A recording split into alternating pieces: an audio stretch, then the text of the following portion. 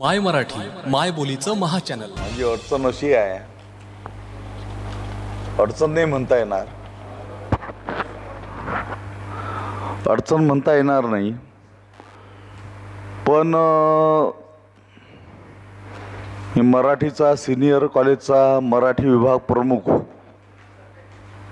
चांदूर बाजार, जिल्हा अमरावती, हाकेच्या अंतरावर जिथं पहिली मराठी कविता लिहिल्या गेली, महदम्मेनं कविता लिहिली, त्या काळामध्ये म्हणजे मराठी साहित्याला कविता नावाचा प्रकारच आमच्या भूमीनं दिला आहे. ते पुस्तक पब्लिश आहे, महदंबेचे धवळे या नावानं. श्रीविधी गीतं आहेत. त्याच्यानंतर त्या काळामध्ये चक्रधर स्वामींच्या काळामध्ये 12व्या शतकामध्ये त्याला धवळे म्हटलं जायचं. नंतर मग भाषा बदलत जाते, सगळं बदलत जाते, त्याला कविता म्हणण्यात आलं. मग आजच्या काळामध्ये आपण कविता म्हणतो त्याला. इंग्रजी साहित्यामध्ये त्याला पोएट्री म्हटलं जाते. असो, आता या व्याख्यानमालेच्या निमित्तानं माझे परममित्र राजेसाहेब कदम कवी 17वं अखिल भारतीय महात्मा फुले साहित्य संमेलन, त्याचा मी अध्यक्ष होतो. जिल्हा वर्धा, तळेगाव श्यामजी पंत, आणि माझे गुरु प्राचार्य डॉक्टर साहेब खंदारे आणि आमचे साहेबराव आपले राजेसाहेब कदम, हे दोघंजण निमंत्रित होते त्या ठिकाणी. आणि तिथं माझं लाईव्ह भाषण मी ते बाजूला ठेवलं. फुल्यांवर बोलणं म्हणजे सोपा विषय नाही आहे, महिलांची संख्या कमी आहे इथे. पण फुले हा इतका म्हणजे तो मुठीत मावणारा माणूस नाही आहे. काही लोक सुधारक असतात, सुधारकांना फक्त समाज तसाच ठेवायचा असतो आणि सुधारकांना फक्त सुधारणा करायच्या असतात. ठेविले अनंते तैसेची राहावे चित्ते असू द्यावे समाधान. पण हे लोकोत्तर नेते होते. छत्रपती शाहू महाराज असतील, महात्मा ज्योतिराव फुले असतील, भारतरत्न डॉक्टर बाबासाहेब आंबेडकर असतील, हे क्रांतिकारी होते. यांनी घरावर तुळशीपत्र ठेवलं आणि यांनी अख्खी व्यवस्था, सामाजिक व्यवस्था बदलून टाकली, बदलली. फुल्यांनी बदलली. महिलांना शिक्षणाचा अधिकार नव्हता, आज महिला शिकतायत. पोरांची संख्या कमी होते आहे, पोरं बिझी आहेत. कशामध्ये बिझी आहेत आता तुम्हालाच माहीत आहे. मुलींची संख्या जास्त आहे, मुली शिकतायत. आणि माझं असं मत आहे राजेसाहेब की पुरुषांच्या तुलनेमध्ये स्त्रिया ह्या अधिक सभ्य आणि सुसंस्कृत असतात. हा माझा अनुभव आहे, हा माझा अनुभव आहे. ती माझी बहीण असेल, आई असेल, कोणी असेल, त्या सभ्य आणि सुसंस्कृत असतात पुरुषांच्या तुलनेमध्ये. पुरुष कसे असतात याचा अर्थ पुरुष बा फार नालायक असतात असंही नाही आहे. पुरुषसुद्धा सभ्य आणि सुसंस्कृत असतात. मी पुरुष आहे ना, मला मुलगी नाही याचं मला दुःख आहे. मला एकच मुलगा आहे आणि मला ते दुःख असं आहे की माझ्या पोराला कोणतरी एखादी 20 नखी, आमच्या वऱ्हाडात म्हणतात 20 नखी, म्हणजे हे 10 नख आणि पायाचे 10 नख. आमच्या वऱ्हाडात हा शब्द रूढ आहे. एखादी 20 नखी वा पळून देईन, कारण आम्ही नवरा बायको प्राध्यापक आहो, एकच पोरगा आहे, करोडोची प्रॉपर्टी आहे. माझा पोरगा शांबळू आहे, शांबळू, लाजरा बुजरा. याच्यावर कोणतरी काहीतरी जादूटोना करन, चलो भाग चले पूरब की ओर. पण पुरुष संस्कृती सुद्धा चांगली आहे. मी एक अध्यक्षांना अशी विनंती करतो, थोडं इंटरप्ट करतो. एक 2-3 पुस्तकं मला प्रेझेंट द्यायचे आहेत. ते आता द्यायचे की व्याख्यानानंतर द्यायचे? संपल्यानंतर. आता मी अशोक थोरात, मला आयोजकांचा फोन आला होता का तुम्ही कशावर बोलता. मी म्हटलं मी कशावरही बोलतो, मी कशावरही बोलतो. मी नेट सेट आहे, गोल्ड मेडलिस्ट आहे, PhD आहे, PhDचा गाईड आहे आणि माझं वाचन बऱ्यापैकी आहे. माझी स्वतःची 25,000 पुस्तकांची लायब्ररी आहे. आणि ज्या मला 4 भाषा येतात. उर्दू येते मला. आप पीछे बैठे हैं, मेरे को उर्दू भी आती है. सब पढ़ा है मैंने. सकलैन हैदर, साहिर लुधियानवी, बशीर बद्र, निदा फाजली मेरे लाइब्रेरी में है. वो मेरे लाइब्रेरी में कुरान की प्रत भी है. कुरान की प्रत भी है. मला कधी कधी प्रश्न पडतो का हे सगळं मला सांगा आपण लिहितो का. इथं अनेक अभ्यासक आहेत, आमचे मित्र आहेत, हे जे अध्यक्ष आहेत. एक चवळे सर माझे मित्र आहेत, मराठीचे HOD आहेत तिथले ते. आणि या व्याख्यानमालेची परंपरा मी आनंद साहेबांकडून ऐकली, खूप मोठी आहे. नियोजक वक्ते जे होते ते वक्त्यांचं निधन झालं, त्यामुळं ते येऊ शकले नाही. आणि म्हणून मी स्टेपनी म्हणून तुमच्यासमोर उभा आहे. स्टेपनी, गाडीचा चक्का पंक्चर झाला, मग आता काय, दुसरी स्टेपनी कोण. आणि ती स्टेपनी ह्या राजेसाहेब कदमांनी आणली. मी तयार झालो. हा माझा धंदा नाही आहे. मी प्रबोधनाच्या चळवळीतला कार्यकर्ता आहे. मला मानधन मिळालं पाहिजे, हे पाहिजे, ते पाहिजे. अरे अजिबात नाही. मला कोणी विचारते फोन करून का हो तुमचं मानधन किती. म्हटलं 1 रुपया. किती? 1 रुपया. मला सगळं मिळालं आहे माझ्या बुद्धमत्तेच्या बळावर. आणि मी महदंबेच्या मातीतला आहे, रिद्धपूरचा आहे, म्हणजे चांदूर बाजार जिथं मी जॉब करतो. मराठी साहित्याला कविता नावाचा प्रकारच महदंबेने दिला आहे. आद्य ग्रंथ लीळा चरित्र तिथं लिहिला गेला आहे. आणि महाराष्ट्रातलं पहिलं विद्यापीठ, मराठी विद्यापीठ त्या ठिकाणी स्थापन होत आहे. डॉक्टर आवलगावकर सर त्याचे कुलगुरू आहेत, अपॉइंट झाले. सचिव म्हणून भांडारकर सर कुलसचिव म्हणून अपॉइंट झाले. मी त्या रेसमध्ये आहे. कदाचित मी भविष्यातला तिथला प्रो VC असेल, कदाचित. ते आपल्या हाती नसते. असो, मी सर्व आयोजक मित्रमंडळींचे सर्वप्रथम आभार मानतो की मला या व्याख्यानासाठी तुम्ही बोलवलं. माझी एवढी मोठी प्रज्ञा नाही आहे की तुम्हाला मार्गदर्शन वगैरे करावे, पण कवितेचा एक अभ्यासक म्हणून मी कवितेवर बोलण्याची अथॉरिटी म्हणून माझं नाव चालते. अथॉरिटी. मग ती समीक्षा असो, महाराष्ट्रातली पहिली PhD आदिवासी कवितेवरची माझी आहे, 2009 मधली. मी अथॉरिटी आहो. मला अनेक आदिवासी बोली येतात ना. मी शिकलो बोली. बाबासाहेब आंबेडकरांनी सांगितलं होतं की माणूस हा जीवनभर विद्यार्थी असतो. मी आता उर्दू शिकतोय. आपा नहीं, आप मेरे छोटे बहना हो. आपा बड़े बहन को कहते हैं. मैं सीख रहा उर्दू. उर्दू लिपि भी सीख रहा. हमारे यहाँ पे BCA डिपार्टमेंट है मेरे कॉलेज में. रेहान खान और प्रोफेसर यावर जफर वो मेरे को सिखा रहे. और हमारी बच्चे है उर्दू की. मैं उनको बोलता, अरे बाबा तुम मला उर्दू शिकवा ना बाबा. त्याने उर्दू लिपीचं पुस्तक आणून दिलं.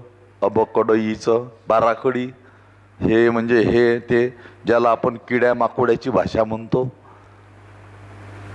आपल्याला समजत नाही म्हणून किड्या माकोड्याची भाषा. पण मला आवडणारी जगातली सगळ्यात सुंदर भाषा म्हणजे उर्दू. इतकी नजाकत चांगली आहे त्या उर्दूमध्ये. त्याची सर मराठीलाही येत नाही. अभिजात भाषा झाली हे सगळं ठीक आहे, प्राचीन भाषा आहे आपली मराठी. पाली, प्राकृत, संस्कृत नाही आहे. हे परंपरावाद्यांनी केलेलं आहे. संस्कृती सगळी भाषांची जननी आहे आणि ती देवभाषा आहे आणि ती आम्हालाच कळते. खोटं आहे सगळं साप. पाली ही अत्यंत प्राचीन भाषा आहे. कन्नड भाषा प्राचीन आहे. आमची सरांशी चर्चा झाली. हा हा ठीक आहे. आता मी कवितेवर बोलतो आहे. मला जो विषय दिला होता कदम सरांनी, तो विषय अशोक थोरातांच्या कविता. आता इथं जे पोस्टर लागलं ते वादळातल्या प्रवासात. हे वादळातल्या प्रवासात हे आउट ऑफ प्रिंट झालेलं पुस्तक आहे. याची झेरॉक्स आहे माझ्याकडे फक्त. असो. आणि नंतर हे पुस्तक पब्लिश झालं 98 मध्ये, 1998ला. त्याच्यानंतर हे दुसरं पुस्तक राजन खान कादंबरीकार पुण्याचे, त्यांच्या अक्षरमानव प्रकाशननं पब्लिश केलं. आता थोरातांचं पहिल्यांदा सर आपल्याला व्यक्तिमत्व समजून घ्यावं लागेल. इन बॉर्न म्हणजे जन्मतः Thorat sir whole body paralyse आहेत. होल बॉडी पॅरालाइज आहेत. राजेसाहेबांचे मित्र आहेत ते. Whole body paralyse. त्यांना बोलता येत नाही, त्यांना चालता येत नाही धड. आणि योगायोग असा की ते तळेगाव ठाकूर नावाच्या गावातले आहेत. तळेगाव ठाकूर हे गाव म्हणजे उद्धवज शेळके कादंबरीकार यांचं गाव. आणि माझी आई आणि अशोक थोरात हे वर्गमित्र आणि ते सख्खे आतेभाऊ मामभाऊ. म्हणजे शिसूला जायचं असेल तर माझी आई त्याचा गोदरी म्हणजे इकडे हागणदारी म्हणतात, हागणदारीमध्ये माझी आई डब्बा घेऊन जायची त्यांची, थोरात सरांचा. कारण त्यांचे हात असे लट लट लट लट लट लट करायचे. एकाच वर्गात. माझ्या आईचं नाव निर्मलाबाई खडसे उर्फ बेबीबाई. बेबी अशोकने शाळेत घेऊन जाय. 4 पायावर चालायचे ते. Inborn paralyse. त्यांनी मग स्वतःला बिल्डअप करत करत करत करत इतकं बिल्डअप झाले ते की ते 2 पायावर उभे राहायला लागले. 10व्या वर्गामध्ये ते 5 वर्ष नापास झाले. कारण तो टोल जो वाजतो ना, बेल, 1 घंटा झाला बा, तो तेव्हा ते डिस्टर्ब व्हायचे असे. आणि मग जागेवर यायला रायटर असायचा.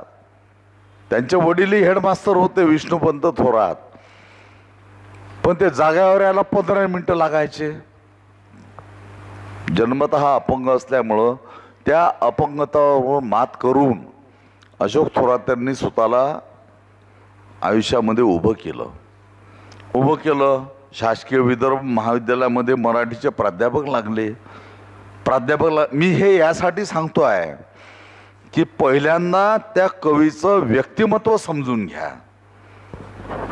व्यक्ती नंतर कवित्व, मग ते बिल्डअप झाले. 5 वर्ष नापास झाले 10व्या वर्गात. गावात त्यांनी वाचनालय काढलं, अशोक वाचनालय. असेच आपले पुस्तकं त्यांचे शिक्षक मंडळी त्यांना द्यायचे. वाचन चांगलं पण अपंग. मग ते शिक्षण अधिकाऱ्यांना भेटले त्यांचे वडील विष्णुपंत थोरात. अरे म्हणे बा, ते बेल वाजली का ह्या 15 मिनिटं डिस्टर्ब होते म्हणे, तर तुम्ही थोडासा वेळ वाढवून द्या. तो शिक्षण अधिकारी चांगला असेल त्यांनी वेळ वाढवून दिला. मग ते 10वी पास झाले. पास झाले नंतर अमरावतीला आले. अमरावतीला आल्यानंतर मग विदर्भ महाविद्यालय शासकीय इथे त्यांनी ॲडमिशन घेतली एम एला. चांगल्या गुणवत्तेनं ते पास झाले. नंतर त्याच कॉलेजला ते ज्युनियरला प्राध्यापक लागले. व्यंगत्व कायम, होल बॉडी, त्यांचं बोलणंही समजत नाही. म्हणजे महापुरुषांच्या बोलण्याचे अन्वयार्थ काढावे लागतात असं म्हणतात का नाही, असा विषय आहे. मला समजते ते मग त्यांचा शब्द निघतो, व्यंगत्व आहे. पण त्यांनी त्याच्यावर मात केली. आणि नंतर ते प्राचार्यानं केलं त्यांना सस्पेंड विदर्भ महाविद्यालयाच्या. तुम्हाला बोलताच येत नाही, तुम्ही काय शिकवता म्हणे.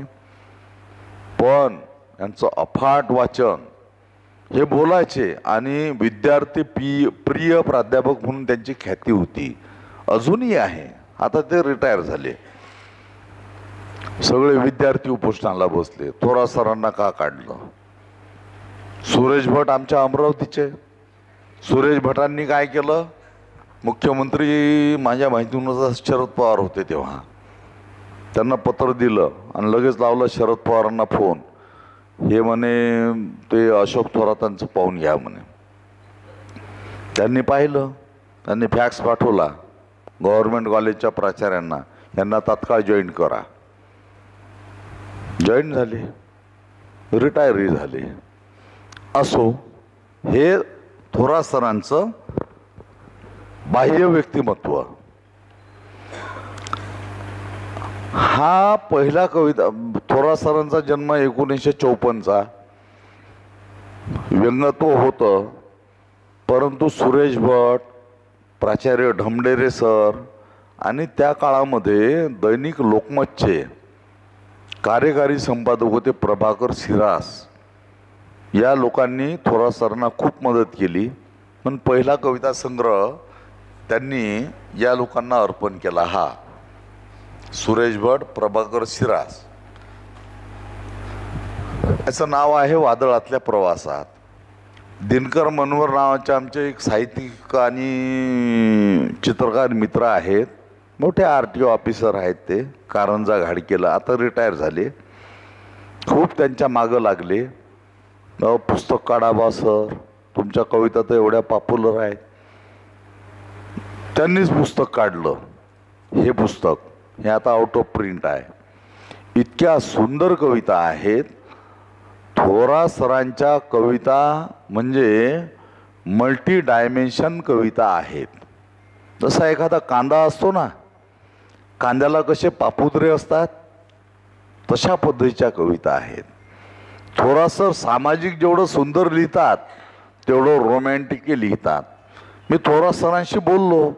आता माझी आई आणि ते सख्या आतोभाऊ मामभाऊ. माझी आई दप्तर घेऊन जात जाय थोरात सरांचं, तळेगाव ठाकूरला, तालुका तिवसा, जिल्हा अमरावती. तर त्यांच्याशी मी प्रत्यक्ष बोललो.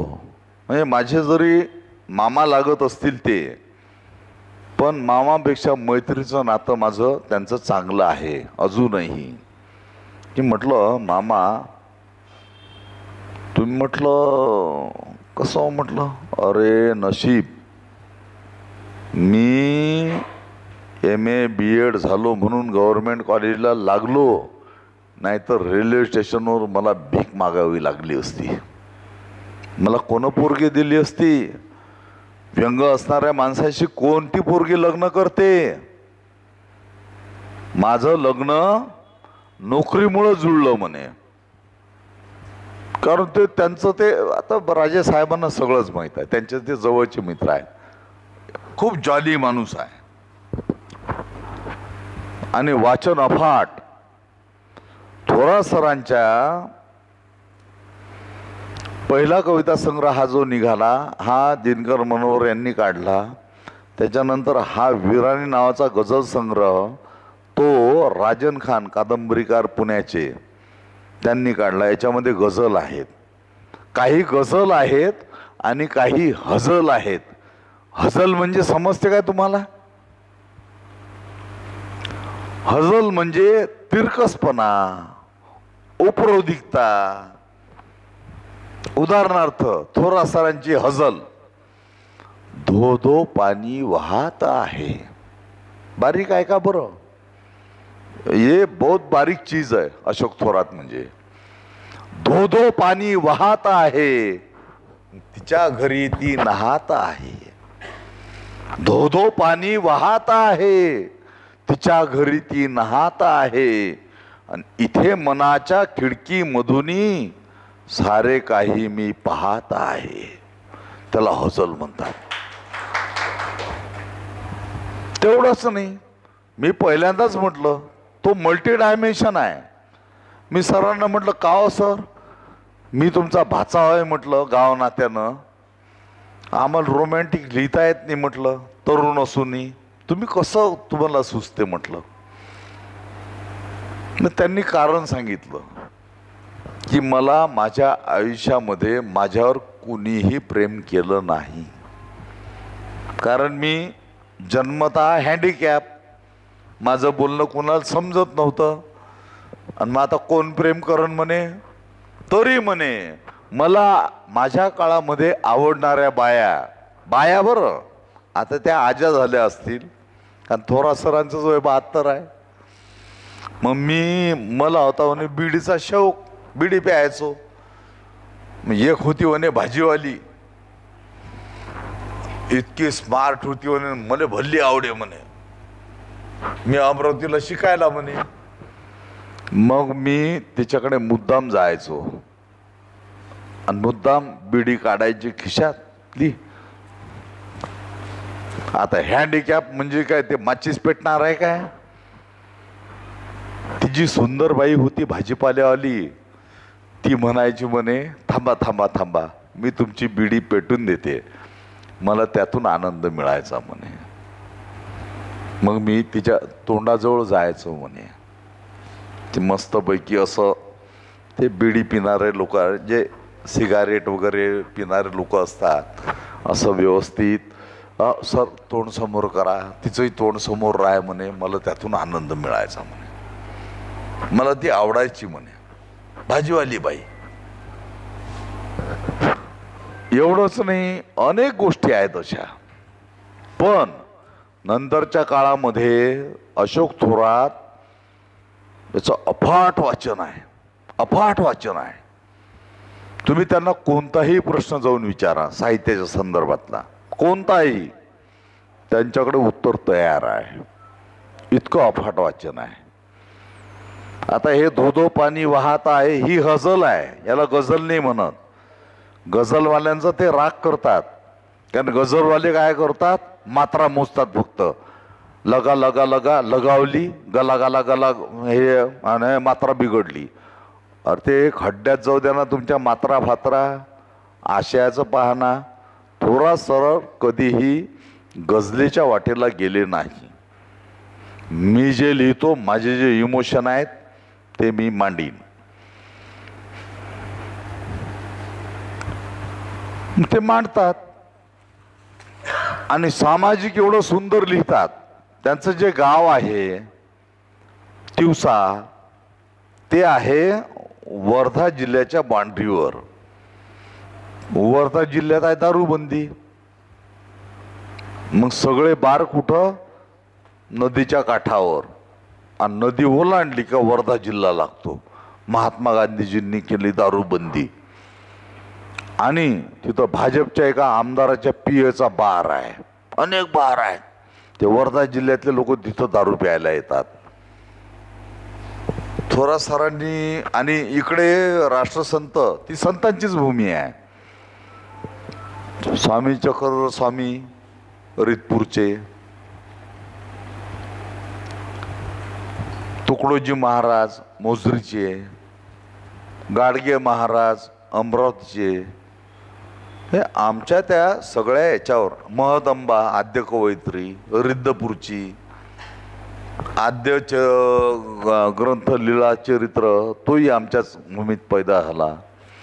म्हणजे विदर्भाची सांस्कृतिक राजधानी म्हणून अमरावतीची ओळख आहे. आता मी मगाशी राजे साहेबांनी बोललो आणि अध्यक्ष साहेबांनी बोललो, म्हटलं हे 200 वर्ष इथं निजामाचं राज्य होतं म्हणून मराठवाड्याचा विकास नाही झाला. म्हटलं इथं इंग्रज आले असते तर मराठवाडा प्रगत झाला असता. म्हटलं इथं कास्टिझम जास्त आहे. म्हटलं आमच्या इथं नाही. म्हटलं कुणी कुणाची जात नाही विचार. मुसलमानांचा अजिबात आम्ही राग करत नाही, कारण आमच्याकडे इंग्रज होते, त्यांनी सगळ्या सुविधा केलेल्या आहेत. वैद्यकीय सुविधा केल्या, शैक्षणिक सुविधा केला. अमरावतीचं विदर्भ महाविद्यालय येऊन पहा, एखाद्या वेळेस येऊन पहा. फक्त 500 एकर कॅम्पस, ते एका दिवसामध्ये आणि एका तासामध्ये पाहणी होत नाही. चिरेबंदी असे वाडे, हॉस्टेल वगैरे सगळं आहे तिथे. इकडे काहीच नाही ना. आणि इकडली जमिनी थोडीशी बरडासारखी दिसते. मी बोललो सरांशी, आमची जमिनी सुपीक आहे, संत्रा बेल्ट आहे आमचा. तो असो, तो आपला विषय नाही आहे. थोरात सरांची कविता, त्यांनी काय लिहिलं मग, त्या इथून ती संतांची भूमी आहे ना सगळी. तुकडोजी महाराज, लहानोजी महाराज, सत्यदेव महाराज, अनुसया माता, सगळं सगळं सगळं, गाडगे महाराज, अरे एकामागं एक, एकामागं एक, एकामागं एक, एकामागं एक, एकामागं एक, सगळे सगळे संत. आणि मग लागते बाँड्रीवर द्यायची. तिथं टाकला भाजपच्या आमदाराच्या पियनो बियर बार. थोरात सरांनी अभंग लिहिला, संतांच्या भूमीत, काळजीपूर्वक ऐका, संतांच्या भूमीत उघडला बार, पुण्याचे गटार वाहू लागे. पुण्याचे आणि पुण्याचे द्विअर्थी आहे ते. तुझीही भगवी, तुकडोजी महाराजांची भगवी टोपी राहायची. तुझीही भगवी, माझीही भगवी, मोझरी नागवी करू नको.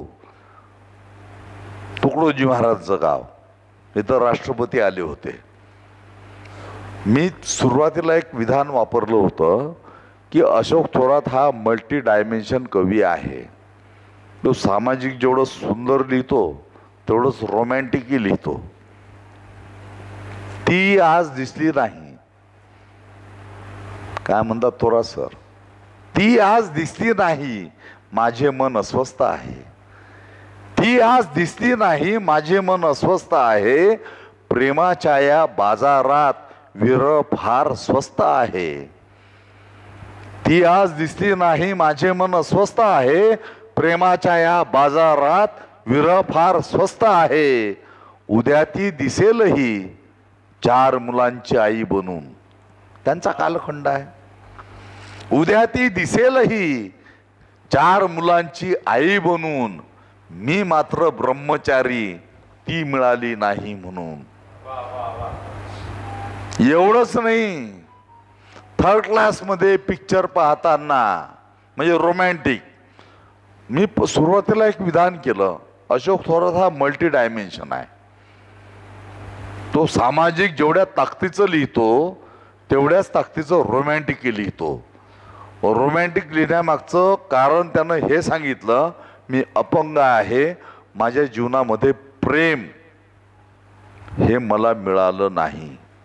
मी एकतर प्रेम अनेकांवर केलं, पण लंगड्यावर कोण प्रेम करणार आहे? अपंगांवर. प्रेयसांना कसा प्रियकर पाहिजे असतो? गोरा, गोमटा, उच्चा, पुरा, प्रॉपर्टीवाला, गाडी घोडीवाला, आणि याच्याकडून धड चालणे होत नाही. व्यंगत्व आहे ते, मी टीका नाही करत त्यांच्यावर, पण तो प्रतिभा संपन्न आहे.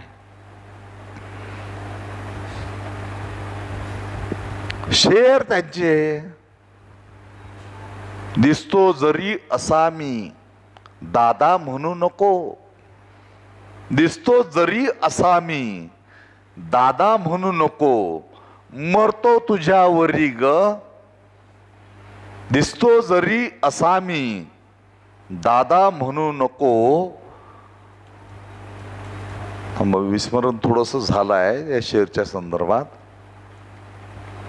काय सांगा सांगा. हा हा साधा. हा दादा म्हणू नको, दिसतो जरी असा मी, साधा म्हणू नको. मरतो तुझ्यावरी ग, दादा म्हणू नको. मग झालं. मग काही लोक म्हणायला लागले, का हो तुम्ही तर आता म्हातारे झाले, 50शीत आले, तुम्हाला लोक काका काका म्हणत असतील. मग काका म्हणणारे होते. काकावर लिहिलं म्हणे मी. काय लिहिलं बा? चुकला कुठे जरासा, कशी द्याचा, टाका म्हणू नको. मरतो तुझ्यावरी ग, काका म्हणू नको. मग एक जण भेटला म्हणे मला, का तुम्हाला मामाही म्हणत असतील काही लोक. म्हणे हो, त्याच्यावर काही लिहिलं काय म्हणे. हा म्हणे आपल्याजवळ तयार आहे म्हणे लिहून. मला माहित होतं म्हणे हे.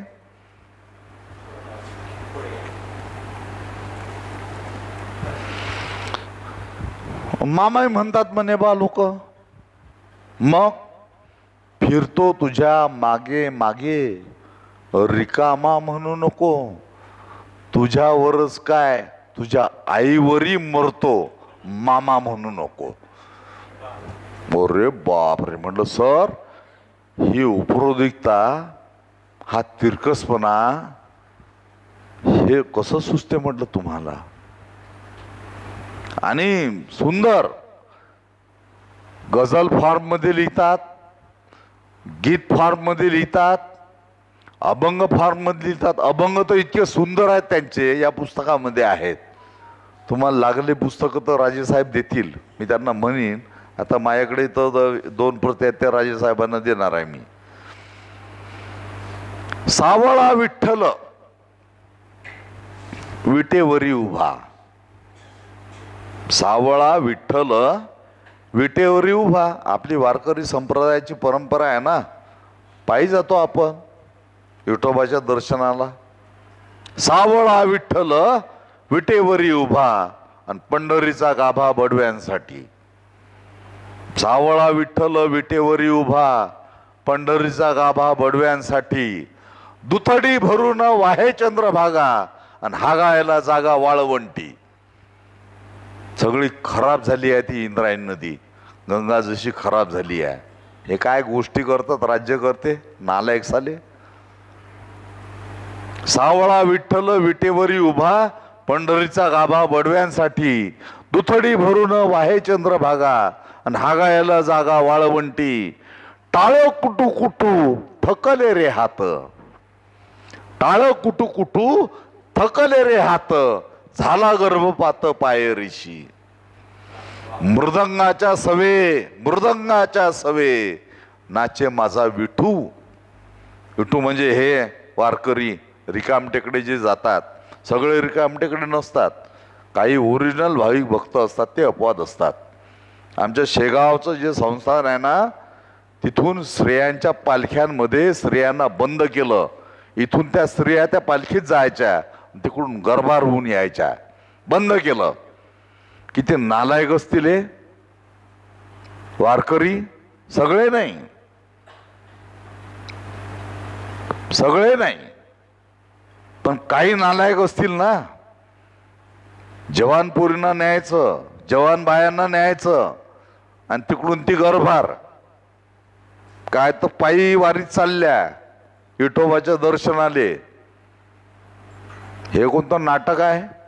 बंद केलं आमच्या शेगावच्या वारीनं. महिलांना पाठवत नाही. ते एकमेव संस्थान आहे जिथं तुमचं शोषण होत नाही.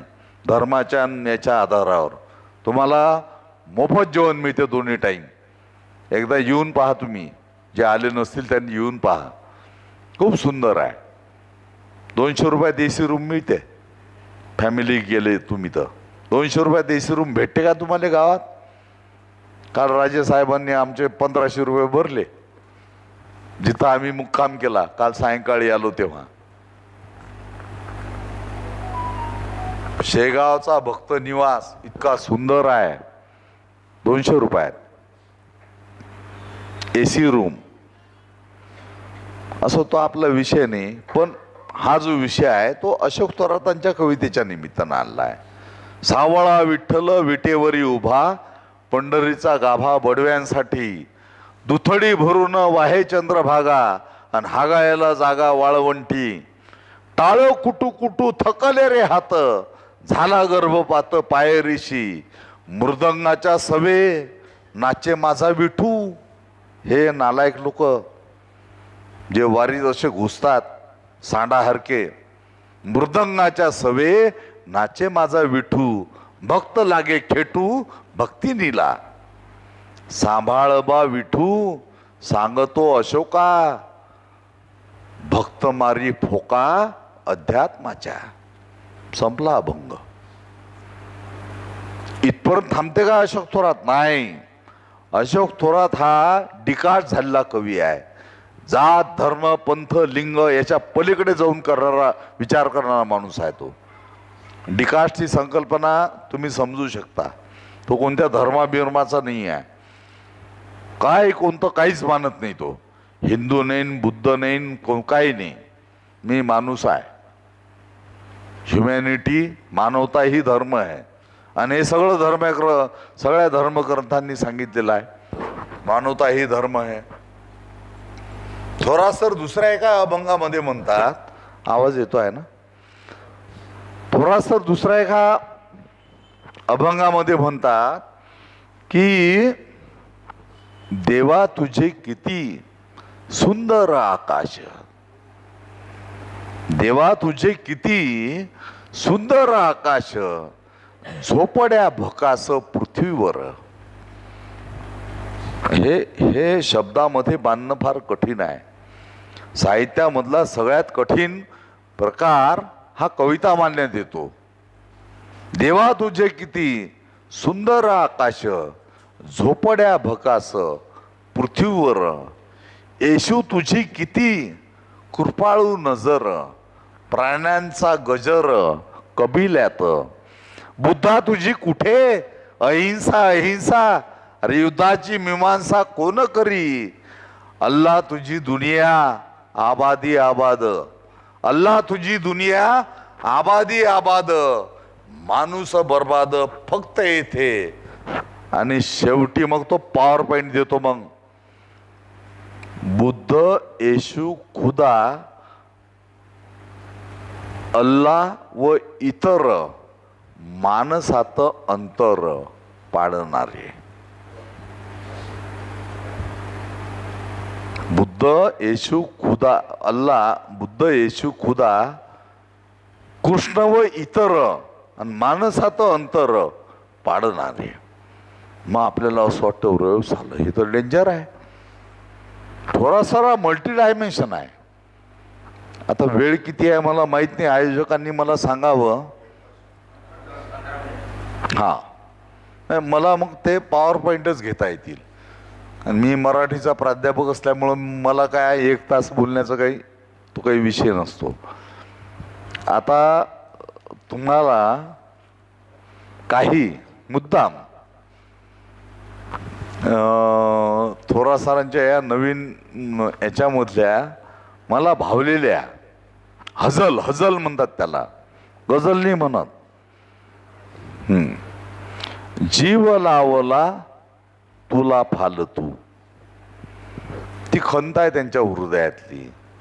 मला सांगा, अपंग माणसावर, दिव्यांग माणसावर कोण प्रेम करणार आहे? कोणी केलं काय? नाही केलं. जीव लावला तुला फालतू, आणि स्वारी म्हणालीस मला काल तू. मी प्रेम केलं. जीव लावला तुला फालतू, स्वारी म्हणालीस मला काल तू. झाले गेले विसरून जातो, झाले गेले विसरून जातो, रूप तुझे ते चुलीत घाल तू. झाले गेले विसरून जातो, रूप तुझे ते चुलीत घाल तू. मी तर होतो सरळ मनाचा, मी तर होतो सरळ मनाचा, तरी खेळलीस कशी चाल तू. खिसा रिकामा घेऊन फिरलो, खिसा रिकामा घेऊन फिरलो, श्रीमंतांचा जरी माल तू. मला सांगा, हे शेर साधे आहेत काय? अरे सुंदर असणाऱ्या कोणत्याही समाजातल्या पोरीचं लग्न तिच्या अनुरूप पुरुषाशी होत नाहीत. त्याच्या नोकरीशी लग्न होतात, त्याच्या प्रॉपर्टीशी लग्न होतात. हे मान्य करावं लागेल तुम्हाला. मी तर होतो सरळ मनाचा, तरी खेळलीस कशी चाल तू. खिसा रिकामा घेऊन फिरलो, श्रीमंताचा जरी माल तू. थंडीने कुडकुडतो आहे, सत्काराची जरी शाल तू. सत्काराची शाल कशी असते? काय काय काय रेशमी असते काय? हे फोतरल्या शाली. सत्कार करायचा बा, आण टाकून द्या. ती काय तुम्हाला ऊब देते काय थंडीमध्ये? सत्काराची, थंडीने कुडकुडतो आहे, सत्काराची जरी शाल तू. खुशीत आहे खुशीत राहीन. इथं कवी त्याचा आशावाद व्यक्त करतो आहे. मी पॉझिटिव्ह आहे बा, तू तुझं पाहून घे. खुशीत आहे खुशीत राहीन, पुढे पाहना तुझे हाल तू. हाल कोणाचे होणार आहेत? तुझे होणार आहेत, माझे नाही होत. सुंदर आहे. आणि हा जो दुसरा संग्रह निघाला तो इतका चांगला आहे. एक थोरात सरांची कविता या पहिल्या पुस्तकातली वादळातल्या प्रवासात, मी 2 कविता संग्रहावर बोलतो आहे. एक आहे की पाहता स्पॉन्टेनियस लिहिणं कशाला म्हणतात? उत्स्फूर्तपणे लिहिणं, उत्स्फूर्तपणे, स्पॉन्टेनियस. थर्ड क्लासमध्ये पिक्चर पाहताना, बारीक आहे का? खूप बारीक आहे हा माणूस, तसा बारीक नाही आहे, पण याला ऐकायला आपला कान असा बारीक पाहिजे. थर्ड क्लासमध्ये पिक्चर पाहताना आसपास हमाल असतात. या पहिल्या कविता संग्रहामध्ये आहे ती कविता. थर्ड क्लासमध्ये पिक्चर पाहताना आसपास हमाल असतात, बाल्कनीत वळून पाहता मोहल्ल्यातले माल असतात. इथं आर्थिक विषमता मांडलेली आहे त्यांनी. थर्ड क्लासमध्ये पिक्चर पाहताना आसपास हमाल असतात, बाल्कनीत वळून पाहता मोहल्ल्यातले माल असतात. समोरचा माणूस सफरचंद खातो तेव्हा तिचे गाल आठवतात. समोरचा माणूस सफरचंद खातो तेव्हा तिचे गाल आठवतात. आणि मी चाराण्याचे फुटाणे खातो तेव्हा घरचे हाल आठवतात. समोरचा माणूस सफरचंद खातो तेव्हा तिचे गाल आठवतात. मी चाराण्याचे फुटाणे खातो तेव्हा घरचे हाल आठवतात. ती आज कुठे आहे? नाही, ती आज दिसली नाही, माझे मन अस्वस्थ आहे. मी पहिल्यांदा रिपीट केलेलं आहे. ती आज दिसली नाही, माझे मन अस्वस्थ आहे. प्रेमाच्या या बाजारात मरण फार स्वस्त आहे. उद्या ती दिसेलही 4 मुलांची आई बनून, मी मात्र ब्रह्मचारी, ती मिळाली नाही म्हणून. ती आज इथे नाही, ती आज इथे नाही, कुठे असेल काय माहीत. अपंग आहे ना हा, चालता येत नाही ना. ती आज इथे नाही, कुठे असेल काय माहीत. आणि तिचा शोध घेण्यासाठी माझ्यापाशी पाय नाहीत. हे काय? तिचा शोध घेण्यासाठी माझ्यापाशी पाय नाहीत. म्हणजे एखादा माणूस दिव्यांग असल्यानंतर त्याच्या वाट्याला न आलेलं प्रेम. आता आम्ही कॉलेजला होतो, आम्हाला प्रेयस्या होत्याच ना. आम्ही डिबेटर होतो, कवी होतो, सगळं होतो. काय याचं लपवायचं काय आहे याच्यामध्ये? प्रेयसी असणं एखादी काय गुन्हा आहे काय? पण थोरा सर जन्मतः अपंग जन्माला आले, त्यांच्यावर कोण प्रेम करण? मग हे सगळं प्रेम जे आहे हे सगळं एकतर्फी आहे. त्या भावना अशा गच्च दाटून येतात त्यांच्या हृदयामध्ये. आज वय वर्ष 72 आहे थोरा सरांचं. त्या नशीब म्हणे, मी बोलतो त्यांच्याशी कधी कधी जाऊन, हे नशीब म्हणे मी गव्हर्नमेंट कॉलेजचा मराठीचा प्राध्यापक होतो म्हणून किमान मला बायको तरी भेटली म्हणे. नाही तर मी रेल्वे स्टेशनवर भीक मागताना दिसलो असतो म्हणे. असो, या कार्यक्रमाच्या निमित्तानं तुम्हाला या ठिकाणी निमंत्रित केलं त्याबद्दल आनंदभाऊ कदम, रायसाहेब कदम, आमचे सन्माननीय अध्यक्ष, या सर्वांचे आभार मानतो. आपण मला शांतपणे ऐकून घेतलं त्याबद्दल आपला सर्व बंधू भगिनींचे आभार मानतो आणि थांबतो.